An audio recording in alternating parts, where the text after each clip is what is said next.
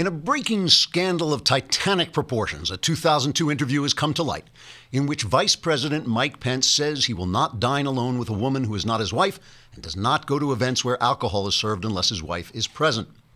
The left erupted with outrage at the news that Pence took steps to avoid being unfaithful to the woman he loves.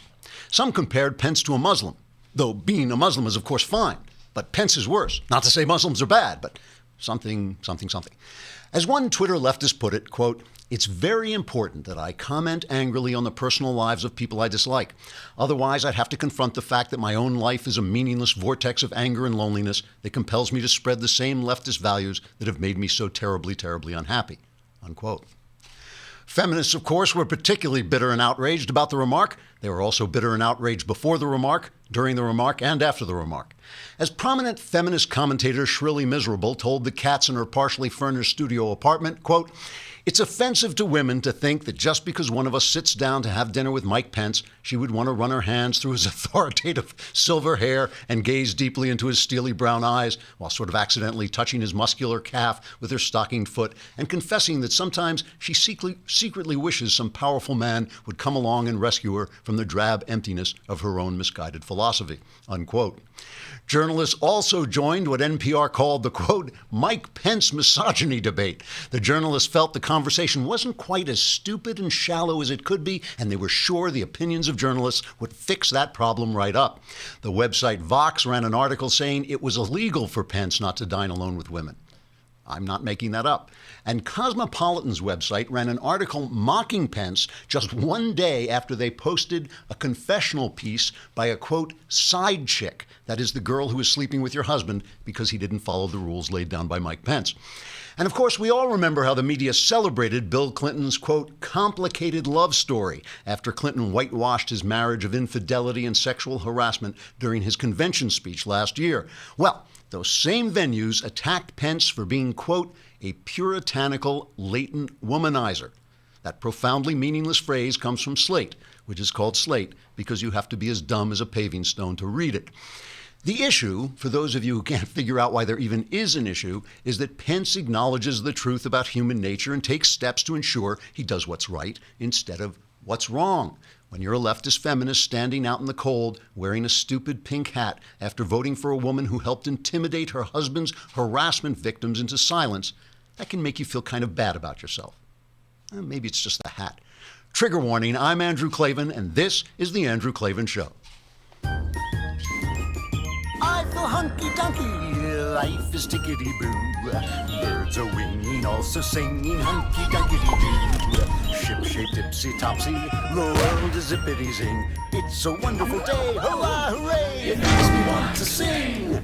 Oh, hurrah, hooray! Oh, hooray, hurrah! That's right. All right. We have best-selling cultural correspondent and troll supremo Michael Knowles is coming on to discuss just how very, very much the left loves science and supports science. And we're going to talk some more about Mike Pence and some news that's just breaking. Before that, I want everybody who is watching this program or listening to this program to take a look in the mirror and ask yourself the question, would you let that person operate a piece of heavy machinery? Of course not. People who listen to the Andrew Klavan Show are 90% more likely to drift into states of Vedic bliss, which makes it impossible to drive a car, and that's why you want to get Lyft. Lyft is an app, Lyft. It's an app. You just download it, press it, you can get a car at your house in just a few minutes. And this is different than the competitor, than the competition, because Lyft puts safety absolutely number one. Every driver is fully vetted through a 10-point safety standard, including third-party criminal and DMV background checks, so you get a Lyft that is creep-free. You don't have to worry about being safe and comfortable. The vehicles have to pass a 19-point vehicle inspection, and Lyft even has an industry-leading insurance plan which protects you the moment your Lyft driver picks you up.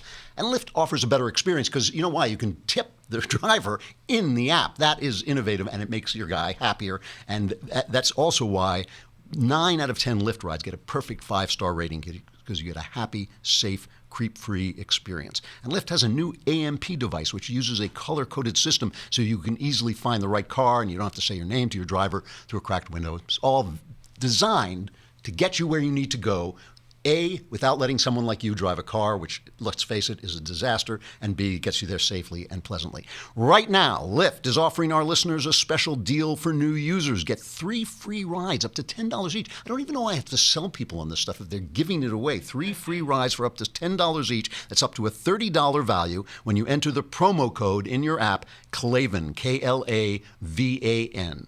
Klavan. You got to spell it right to get the promo code. Just download the free Lyft app today and enter promo code Klavan. In the payment section, you'll start with 3 free rides up to $10 each. That's up to a $30 value. That's promo code Klavan. That's promo code Klavan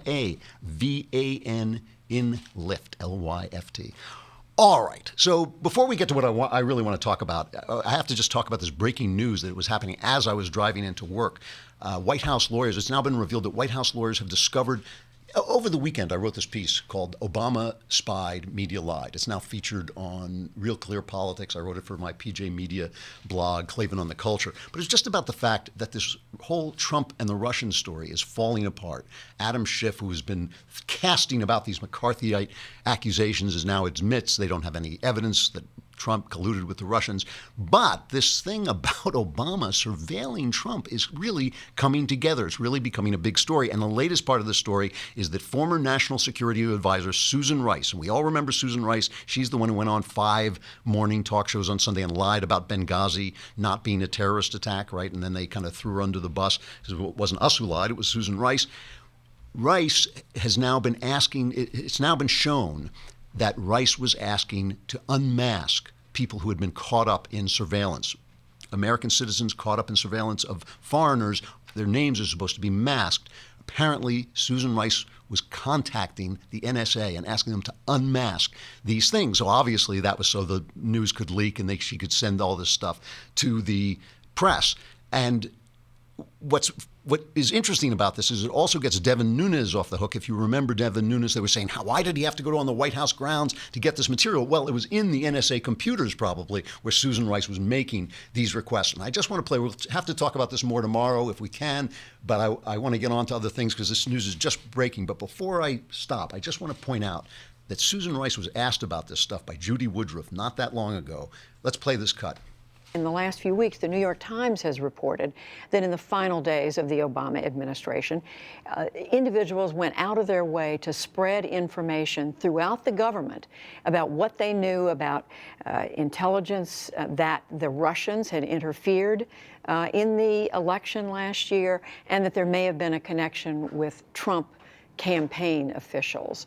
So that story's now been out there for several weeks. Could there be a connection here? I'm not aware of any connection. I had read the New York Times story. I must say, Judy, as one of the most senior White House officials and the most senior responsible for national security, I found that report a bit perplexing. I was not aware of any orders given to disseminate that kind of information. Well, so I have no idea whether that was the case.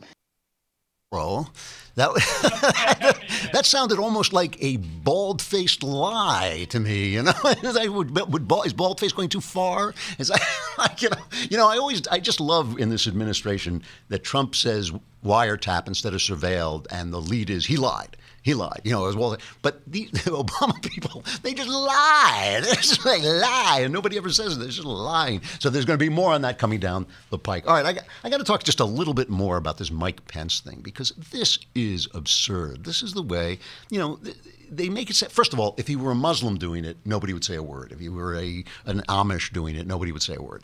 The fact that he's a Christian who wants to protect his marriage, he called it a zone of protection around his marriage, this is a big deal. First of all, I think, why is it anybody's business the way the guy runs his marriage and keeps himself safe? And second of all, why do we have to ignore the fact that men, especially powerful men, get a lot of opportunities?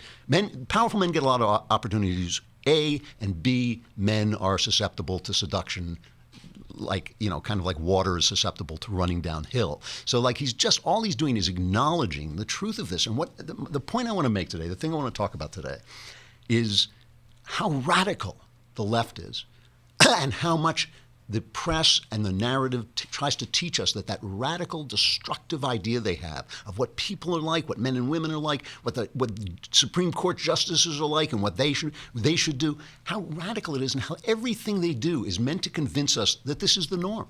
It should be normal for a man. Why does he have to be this, jihadi Christian who won't even sit down with a woman? Well, he's just acknowledging the truth about the way men are and the way women are and the way things go. Why is that so difficult? Why do we have to all lie to make the left feel better? And it's always the same argument. Well, it's not fair. It's not fair that a guy can go out with Mike Pence and sit around and have a couple of drinks with him and kind of, solidify his relationship with the boss, but a woman can't do that. It's not fair. It's true. It's not fair. But on the other hand, it's not fair when you have guys like Bill Clinton sleeping with every woman in sight and using their power to intimidate people and possibly rape people. That seems a lot less fair to me. And it seems unfair to women that these poor political wives constantly have to stand there with that stupid smile on their face, standing by their men while their men cheat on them every other day. So Mike Pence is doing a decent thing. He's ensuring that he does the decent thing. Why is that so difficult? There was an article in the New York Times that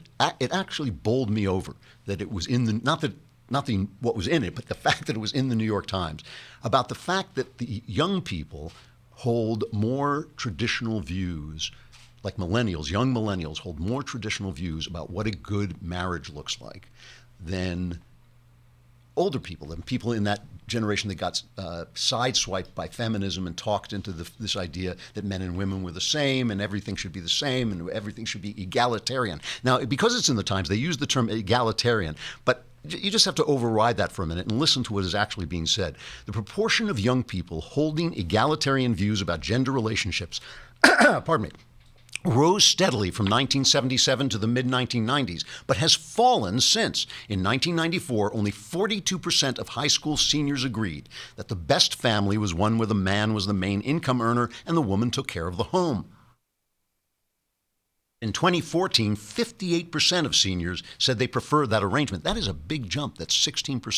In 1994, fewer than 30% of high school seniors thought the husband should make all the important decisions in the family. By 2014, nearly 40% subscribed to that premise. In 1994, 83% of young men rejected the superiority of the male breadwinner family. By 2014, that had fallen to 55%. In other words, nature thrown out the door comes back in through the window. This is, they batter these young men and these young women with this false view of what makes people happy and what works in a family. I mean, listen, I don't mean to be shallow, but look at women. They're made for doing a certain thing. They were created for doing a certain thing, and it's fulfilling to do that thing. It doesn't mean there can't be other things in a woman's life. It doesn't mean there's not a point after you raise children where you can't go off and do other things. But it's like it's not in men's nature to do that stuff, and it is in men's nature to protect and to provide. And so like it's just they're selling us this radical stuff, and then when you say that's radical and it's destructive and it makes people unhappy and it makes children unhappy, and then they tell you that you're the bad guy, that there's something terribly, terribly wrong with you.